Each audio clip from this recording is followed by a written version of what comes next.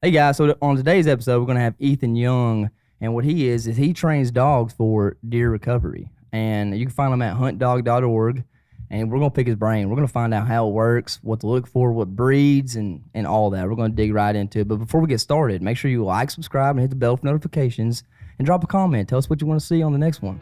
All right, let's get right into it. So Ethan, tell me, where are you from, where you live, and how'd you get into this dog training? Yeah, so I'm actually from Arkadelphia, Arkansas. I live now a little east of Magnolia, and I got into it. We grew up breeding and hunting beagles. We were on one of those lands where you could run dogs. Run them? Yeah, and we tried walkers for a little while, and then just like you're screaming across the shooting lanes and what have you. And Right. we switched to those short-legged beagles and really enjoyed the shot opportunities on those. But we had a pile of beagles, and we would just throw them out there if we banged up a deer and couldn't find it. And that just kind of was bananas to me, and I thought it was the coolest thing ever. And did that for years until we got out of that lease, and then I kind of had a resurgence of interest in it when I started hunting again, and I got into bow hunting. I started just like smacking deer on the shoulders and losing them. Yeah, you need, and then you're like, I gotta figure this out. I was like, I need to go get a beagle from Dad. Yeah.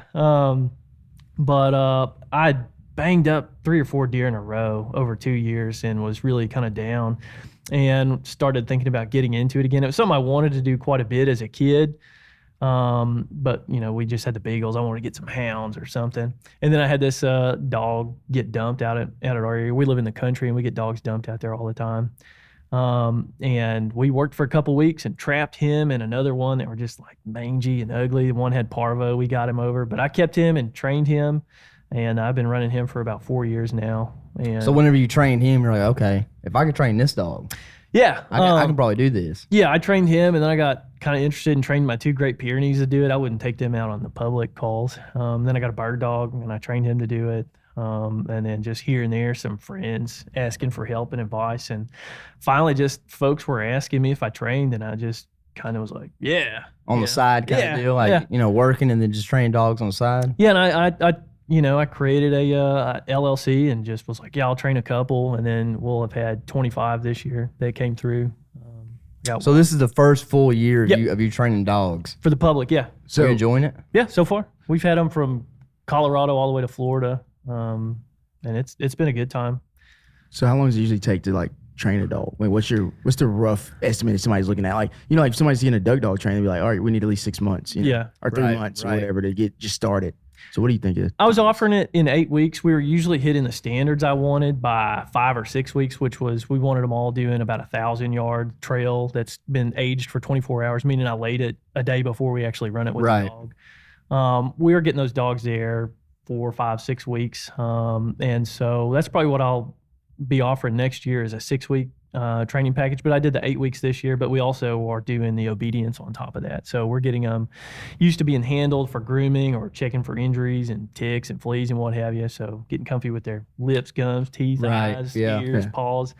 Also your come, sit, stay, heel, recall to tone. There's a lot of these dogs run off lead, and we teach them to come back to us by hitting that tone on their collar. Right. Sometimes from more than a mile out, and they got to come back to us. So we work big on that so people don't take their dogs out there and lose them. But as far as getting them fully trained, I think what we do is get them a really good start, and they're ready to go out and start putting them on some real tracks. But I think the actual real finishing the dog comes from putting them on the real thing. Yeah. Yeah, just in the field experience. So is there like a breed that takes longer than other? Like what breeds you mostly focus on? So a lot of the cur breeds, like your Catahoulas, Lacey's, mountain curs, things like that, Blackmouth Curs, those seem to be easier starting for us. They seem to have the intelligence to stick with it. You don't have to fight them on just trashing on rabbits or anything like that. Naturally, kind of. They seem to be naturally good at it in general. These are all Right. generalities. And then some of the versatiles, they seem kind of like there's a lot of genetic predisposition that kind of feels like paddling upstream, like my bird dog. Right. And we've had 3 other bird dogs come through this year. And, their genetic tendency is they've been bred to like, go out and range out and hunt and find birds and point them and win stuff. And there's a lot of that that's useful, but there's a lot of that that's kind of going against what you want out of a trailing dog, which is something that's kind of more methodical. And, it's it's a low arousal activity until you like find a live deer sometimes. So we're kind of fighting genetics on those, but they seem to all turn out pretty well. But you can tell it's more of a process to tackle. With Have you trained any wiener dogs? So we board a wiener dog every now and then, and You know what I'm thinking. You know what I'm thinking. Cricket's fixing to be sent. those are actually bred for that kind of work. They're incredibly good at starting on that. We've had one that we board named Pookie. He comes out with us every now and then, and I'll throw him on a train track, even though he's just there. Yeah. And he does really so well at it. cool. Yeah. I mean, they're just bloodhounds with like 2-inch legs. I know, man. And what's crazy about it is like I feel like they got an advantage because all the other dogs got their heads down smelling, right? You can't see nothing. The wiener dog is right there at that level where they're scanning and smelling. It's all right there in their face. Boom. Perfect blood dog's a wiener dog. I think you should definitely send Cricket to him. Dude, I'm serious. Hey, go ahead and put me on the list, dude. I'm in. Holler. Yeah. I'm game. No, they're fun. The only issue you run into is like a lot of deer you track are still alive, and your wiener dogs, unless it's real sick and he can just kind of bay it, your wiener dog's just gonna get smoked if like a deer jumps up. Like it's I would put yeah. We're gonna give plenty of time for Cricket. We don't want to send her in, half cocked. Well, just be selective about what you take. So if you get these calls that are probably fatal, just wait a long time so you're pretty sure the deer's gonna be dead. Yeah, you'll be fine. Yeah. Oh, you're right. So what part about it going into? You've been doing it for a year now, right? Training for the public. Yeah, I know you. Yeah, correct. And I know you get asked questions all the time that'd be like, what breed would you prefer? What if you had like you want a bloodhound, you need to get this breed and do this with it. What would that look like? If you had to put your finger on it, just for the universal kind of take care of everybody's needs, a safe bet, we'll say. Yeah. To me, the Catahoulas seem to really take to it well. Really? Yeah. The caveat there is they're a pretty hot dog. So like if you're wanting to have like Fido dog sit in your couch, that's probably not a good idea as a pet dog unless you have the time to devote to it and give it a job. They seem to find their own jobs if you don't give them one, and that usually looks like eating your house or running your neighbor's chickens around and who knows what. But they seem to be by and large doing good work for most people out there. So once people get their dogs trained by you, right? They get their dog. Mm-hmm.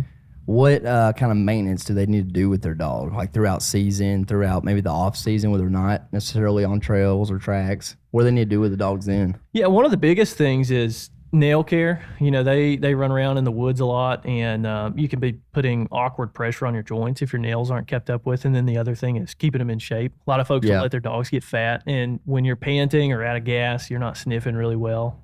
So I've seen the dogs that come here most out of shape are the slowest to get going. Really? Yeah. And we do a lot of conditioning with them, but I think those are the two easiest things they can do.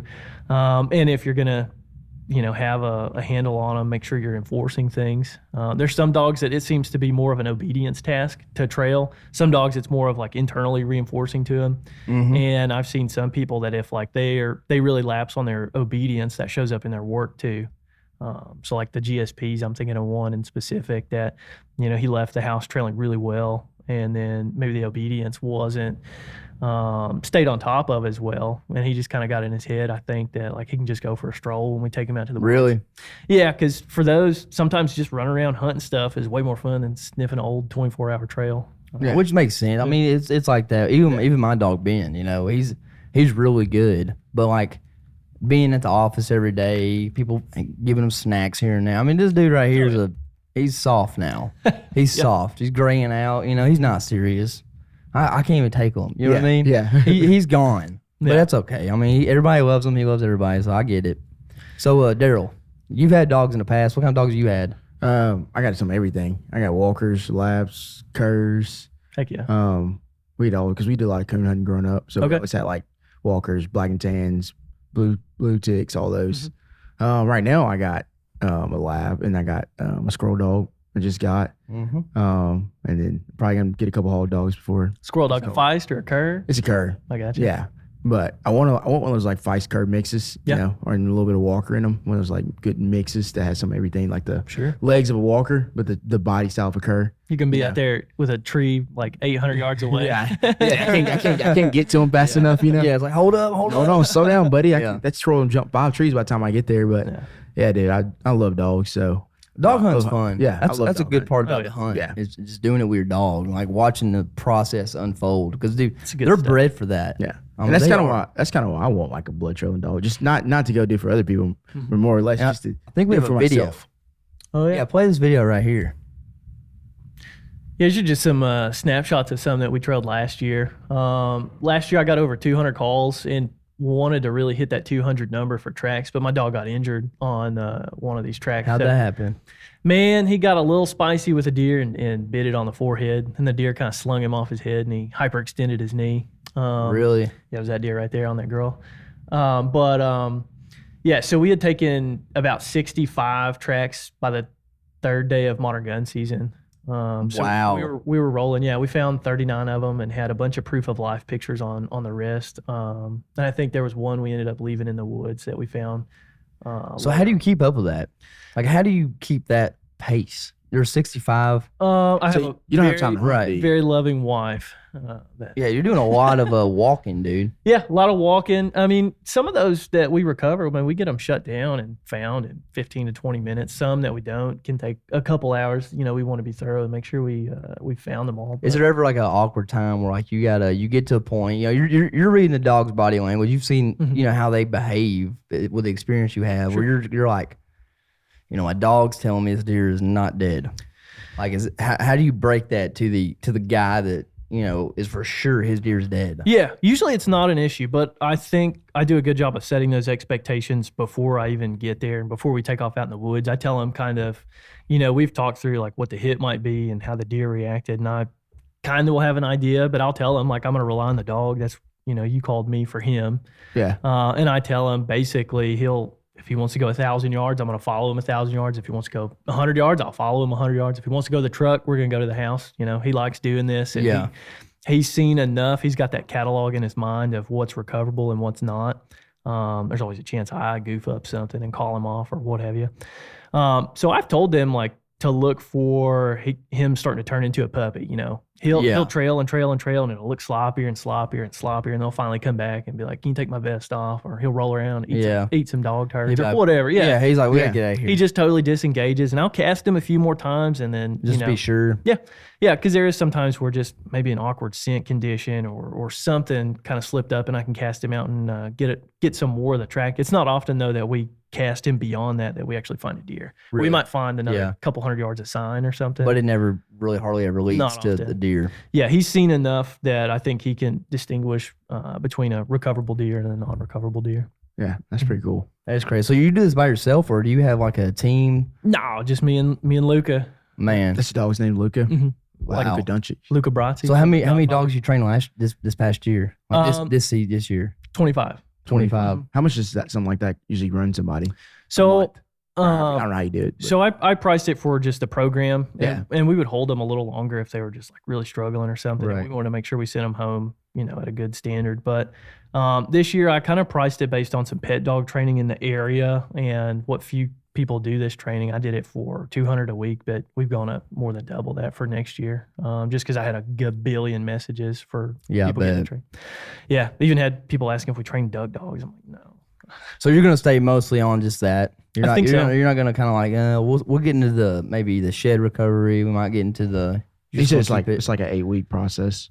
Yeah, so next year we're doing 6 weeks for just your general person wanting to get into tracking, and we're going to offer a 12-week program to outfitters and guides out west. Part of that's going to be pick up and delivery and doing kind of handler visits in their terrain with them as we take the dogs back. Because, yeah, sometimes they just kind of have a little bit more unique needs. I spent some time up there with a couple of them, and, you know, it might be hours before they can even get to the start of this, depending on the terrain, and it might be you know, miles that they have to track. That's probably uncommon, but we still want their dog really well conditioned just to get through all that physical side of it and still be able to work. Plus the obedience side, you know, if you have to hike in quite a ways or use horses or side-by-sides, whatever, you don't have to be wrestling a dog for 2.5 hours on a for trail. sure. So that's probably the biggest difference there. So do you see yourself with, because this is your first year, so I'm sure you got big plans for this whole next year that's coming. Do you see yourself growing it, maybe getting some more handlers, maybe getting we've upscaling everything? We've added a trainer in Alabama for next year. One of my clients just showed up and showed out and was really an ideal client, and kind of got an interest in it. And he came out and handled a bunch of dogs with me, and he's done a great job with his dog. They've already started finding deer, so he's going to take on a couple next year out that way. Yeah, because that drive distance was a little deal breaker for quite a few people. Yeah, because I mean it's kind of tough, especially if you're doing it back to back. Because deer season is only like a wad about this big. And it's like you got to go hit so many people.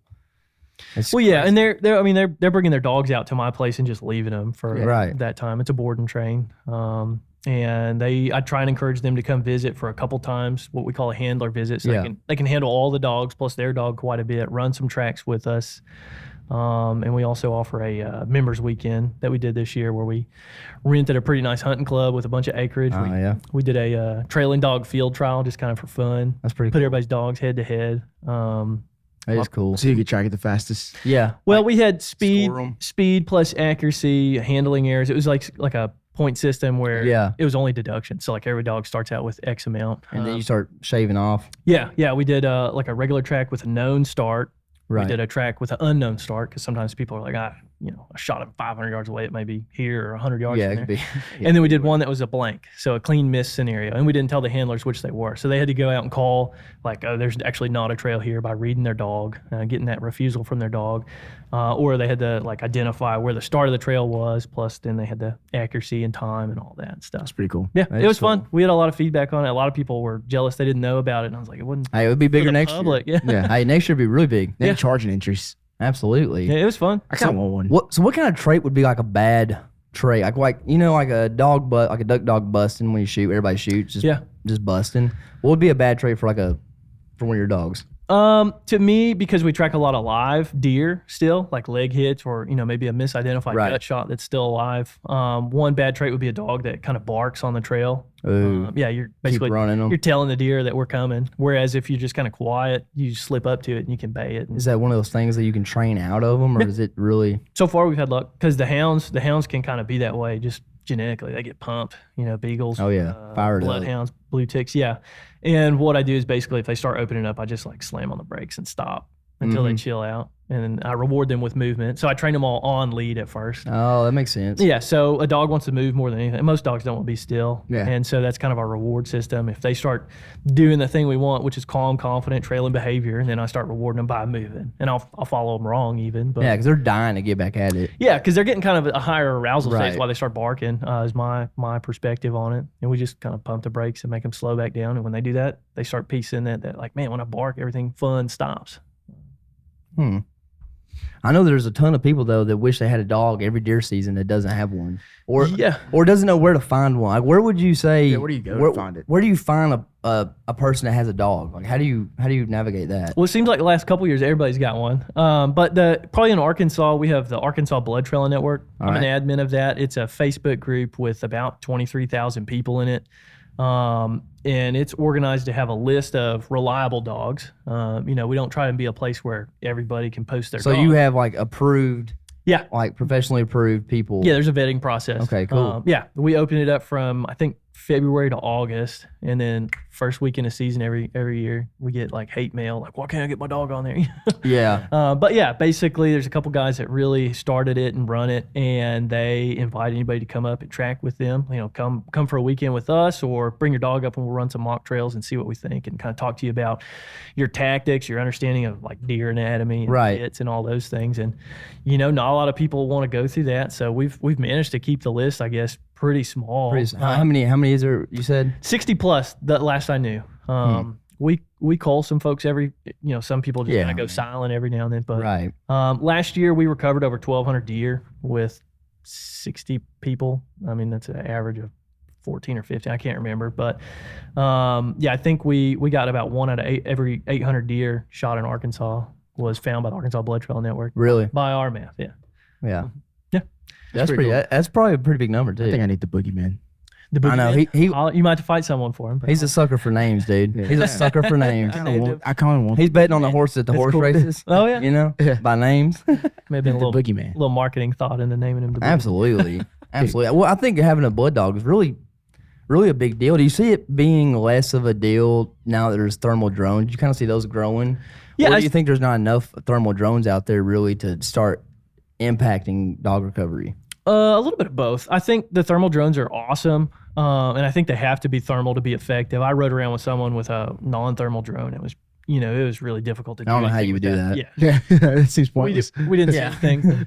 But the thermals seem really cool. The people operating those, they're still learning the best tactics, and there's definitely situations I think they'll be the better choice. If it's big open area, for sure. If it's an urban area where people don't a lot of times want to take a dog, or there's property lines we can't go over, you can maybe peek over. I don't know the laws on that. Double check that. But yeah, I don't know. I don't think any interstates and things like that. Nobody knows. I don't know many that a drone might find that we would leave out there. But I mean, I think something cool about the dogs is a story you can tell by tracking the ones that aren't recoverable. You can see sign for, hundreds of yards that kind of points to a certain conclusion where, and maybe you get on the ground and do that work with the drone, look at the hit site and kind of try and find some sign. But I feel as though maybe the non-recoveries of a drone until you get that, game camera confirmation would be a little more kind of unsettling. Or unless you found the deer still alive. Yeah. You've seen him, he's healthy walking around. I guess that'd be the only way you'd really know. Yeah. And if you can correctly identify that, because some might be laying down in the bed and you can't see a wound up here, but maybe they have like a blown leg off or something, and coyotes might run that one down, which, the leg probably isn't what'll kill them, but predators, which. Yeah, just being weaker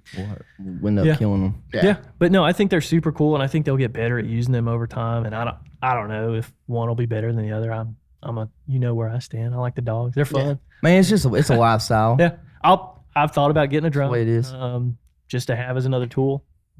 But your dog, see, your dog can't do like, well, I'll put the drone up at the dude, last sign. I'm gonna be honest, your dog's gonna be pissed when you pop out that drone. He is. When we had that drone operator come with us, man, just his arousal level, seeing that drone go up was kind of cracked out. He's like, man, whack. Let's bust. Yeah. Get out of here. Let's go. Hey, let's go find a big buck. He's send the drones on the little ones. Yeah. No, it's a lot of fun. As a kid, we've ran dogs a couple times. We didn't do it a whole lot. We've never really been a lease that there's a bunch of people running dogs. Sure. Because now it seems like there's more and more people getting upset with dogs than anything. Do you get people that are like, why would you put dogs on a deer? It's so inhumane. Yeah, we have a lot of folks that think like, our dogs are out there just running deer all over the property or stinking up the property or what have you. And there may be some people out there with untrained dogs that are doing that. Right. Sure. It could be. But I mean, ours, the way we trained them on, declining health pheromones. So they're pretty much out exposed around healthy deer all the time, and they'll pretty much ignore them. The caveat there is like if we jump one up right on the trail, my dog is a high prey drive. He's going to jet after him for a little while. He knows it's that deer. Yeah. And that's then, different. I mean, it might be a totally different deer on the trail. He's going to chase that, and I would want him to double check, but he'll run it for a couple hundred yards to come back and go back to work. So that's probably the biggest misconception is that they're just out there running rampant, chasing critters all over. But really, I see them as kind of an efficiency gain because instead of, some of these 800-yard tracks where you're out blowing up your stand, you can throw a dog out there and have it found in 20 minutes and be out of there and ready for the hunt that evening. True. Yeah. True. And, anecdotally, I don't know if they blow up setups, but we have seen plenty of times where we're in the middle of a track and somebody gets a game camera photo of a deer at their stand where we just started 20 minutes ago or something. So, really? Yeah. And we're out there at night and you can, turn on your headlamp and see deer just checking you out and watching you roll right by them. Yeah. So probably don't bother them too bad. I wouldn't think. I mean, a dog's an animal. Yeah. It's a lot better than just like 12 guys shoulder to shoulder just graphing it off, Yeah.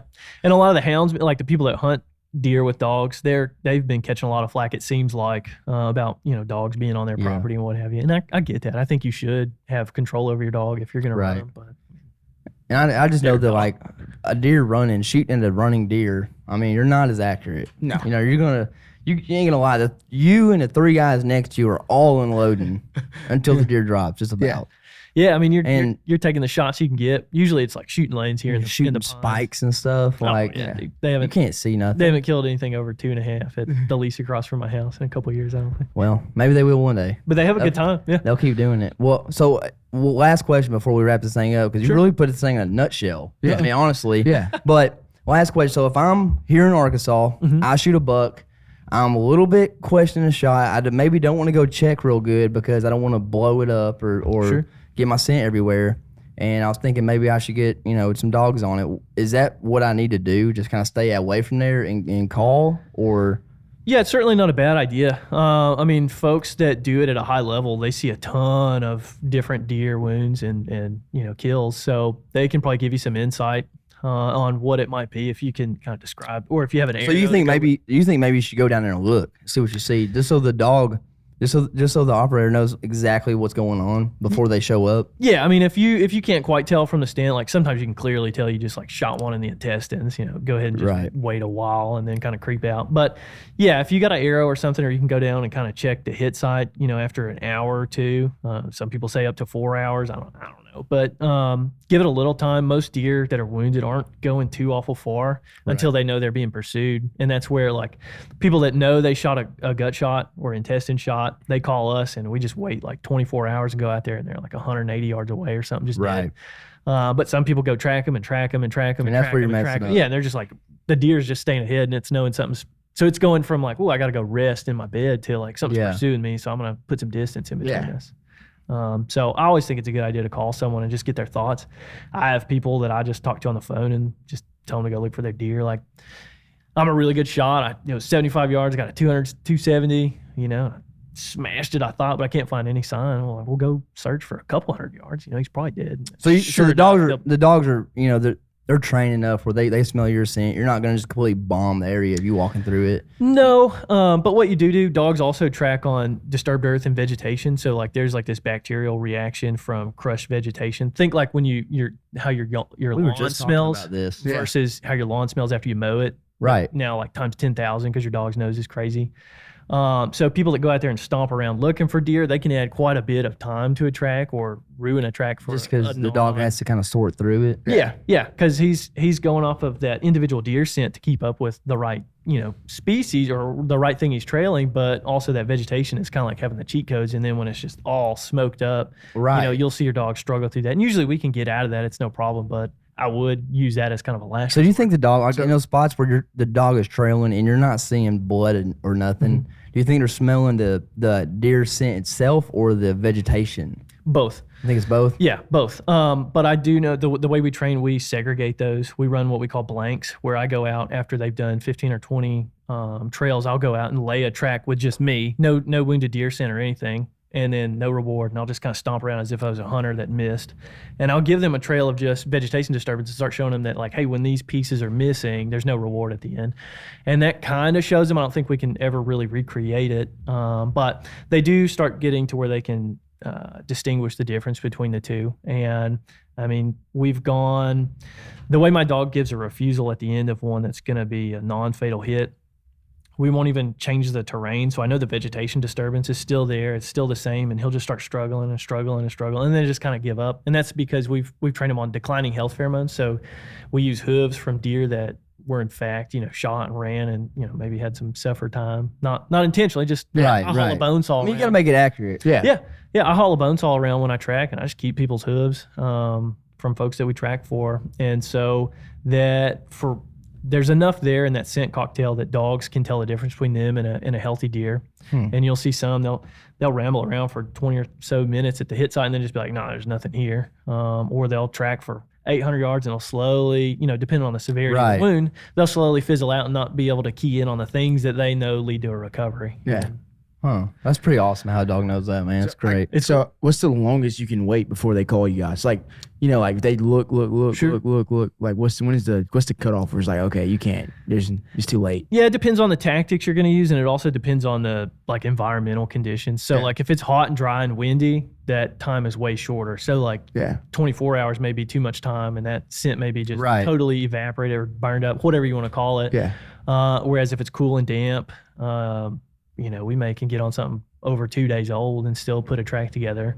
And then also this year with my GSP, going to do some carcass searching. So like if somebody didn't know about dogs or whatever and just been 5 or 10 days, we can go out and try and recover their dead head with my bird dog and just that's pretty cool. The carcass. Cool. Yeah. Because that happens a lot. Yeah. I feel like I found a lot of my deer, even out there, like I shoot them. I'm like, you start walking, I'm like, smell them. Yeah. Yeah. Or you look for buzzards or something? Well, I'm like the same, like in like just a couple hours. Like, yeah. Oh yeah, no, they do smell. Especially like during the rut. I mean, some of those bucks are pumped up. They are. They stink. Yeah. Some of those gut shots, you can smell gut matter and still be hundreds of yards away though. We've been on trails where we're like, surely it's close by, Right around the corner. And then my dog bays it up 600 yards away, and it was just enough leakage, I guess, on the trail that it was stanking it up. Golly, man. The boogeyman. The Boogeyman. Yeah, Daryl's gonna be The calling. boogeyman's done some 36-hour practice tracks. We're fixing to start him on some real stuff. It's the this year. boogeyman. The Boogeyman. He ran some blanks too. Yeah. Boogeyman Oh, yeah. and cricket. We need the boogeyman. Yeah, we run all the dogs on blanks, and we also do what I call no scent 90s, where like I'll be laying the track with my shoes. I have these shoes from Germany that you put deer hooves under, and I just walk through the woods with I them. want some of those. And I'll take them off, and I'll keep walking without them, and then come back and put them back on and take a 90. Right. And just kind of just show the dog a little bit of difference between vegetation disturbance, my scent, and then the thing we're actually going. Yeah.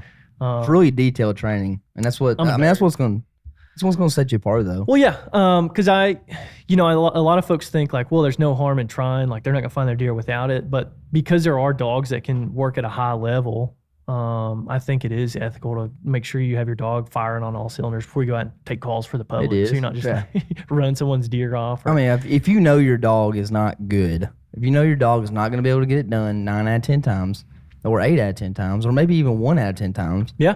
then don't waste somebody's time or take their money.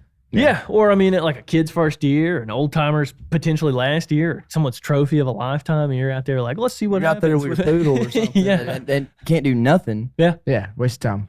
Yeah. Boogeyman didn't do that. Boogeyman and cricket. Well, we Cricket's don't gonna know. be trained up. Yeah, we'll see. I think you really know what you have after 50 or so real Yeah. tracks with your dog. So he's only been on practice tracks. We're going to put him on some real ones, hopefully this weekend. Well, man, we're excited to see you, man. I appreciate you that's cool. coming. I Yeah. mean, did you absolutely killed that? I know that in a nutshell now. Like, Yeah. How long? Okay, I Hit got me. one last question. So, all right, this boogeyman. here we go. He always gets hung up on one thing. Every time I do one thing, he'll get hung up on. He will be like, hang on, one more question. I'm actually want to get one question about the boogeyman. Let's hear it. What color is he? He's blue. Oh, He's pretty. Yeah. Ooh, He's got like a that'd blocky. be my boat dog. So it could be. It'd be pretty cool. I ain't gonna lie. So he's pretty chill. I mean, he'll lay on the couch with you. He's housebroke, crate trained, recalls to tone. He'll sit, stay, come, nails, let you groom him, all that stuff. We put a lot of work in him. Had him for about 15 weeks of training, and he's just been chilling in my house since, kind of as a mentor dog. He's a little spooky around new guys. I don't know if he had some past there. He's kind of rescue. Yeah. He's about a year and a half now. But once he warms up to you, man, he's ride or die. He's a cool little dude. Weighs about 45 pounds probably. Heck yeah. We did an Embark DNA test on him. He's like 30% pit, 30% mountain cur, 30% Staffordshire Terrier. I think like 26% cur. So around those numbers, and then he had some beagle and foxhound in him. So He's got some of everything. yeah. Hey. My thought is like somebody's hog dog, scatterbred dog got into like downtown El Dorado, bred someone's pit dog or something. Yeah. He's crazy looking, but it's cool. Hey, dude, I think you need them. I think I do. I'll approve this message. I don't know if my wife is going to approve this message. Haley might not, but listen, we're gonna send cricket there. You're gonna get boogeyman, or we're gonna have some bad deer dogs. Yeah.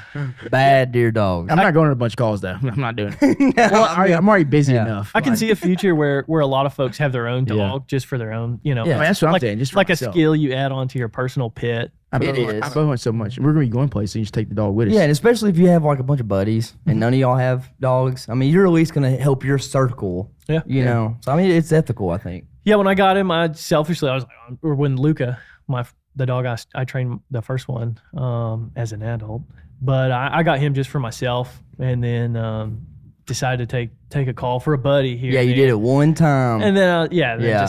I took like 30 calls the second year, and then Because it's hard to say no people- when you know you have a good chance of finding their Yeah. deer. People hit me up all the time like, hey, do you have a deer dog or know somebody with one?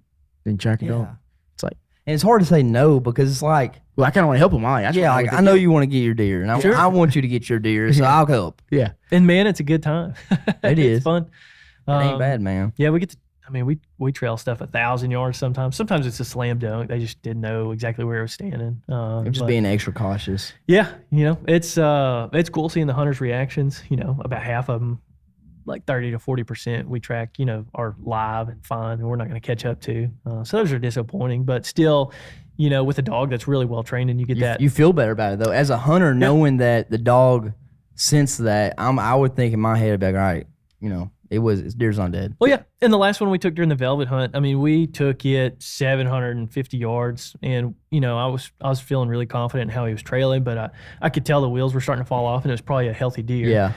And the hunter was just like, is he on the right deer? Like, is he just trailing? I was like, we can probably find some blood somewhere around here if you want to look. And we looked for 6 or 8 minutes and found a little speck of blood. He's a couple hundred yards ahead of us working, but just right on the trail. I'll follow him on the Garmin. Yeah. I have it leaving a trail on my handheld so I can see exactly where he went. And I run mine off lead.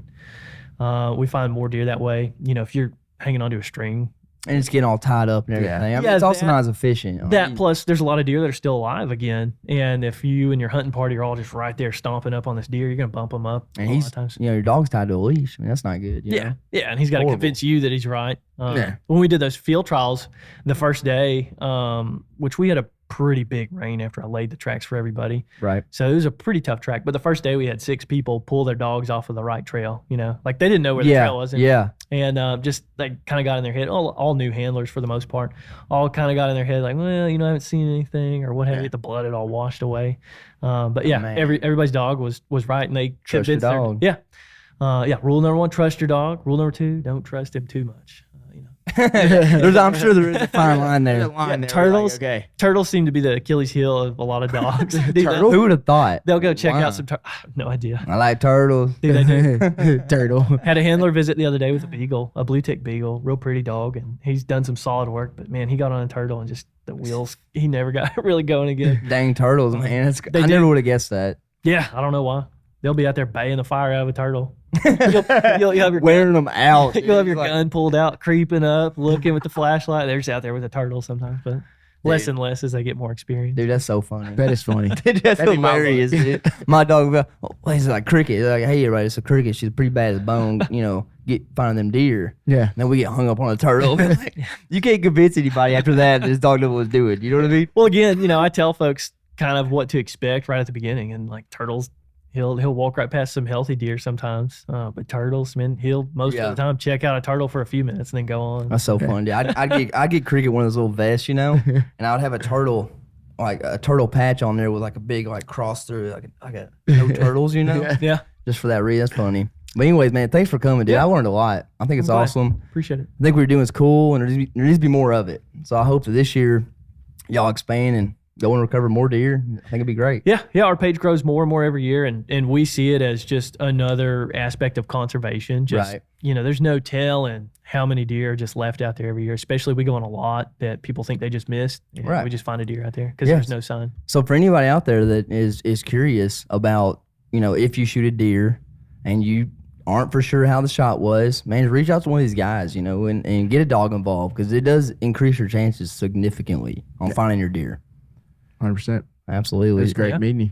Absolutely. Appreciate y'all. You guys leave a like, subscribe, hit the bell for notifications. Drop in the comments of what you want to see next. If this taught you anything, drop it down below as well, and we'll catch you on the next one.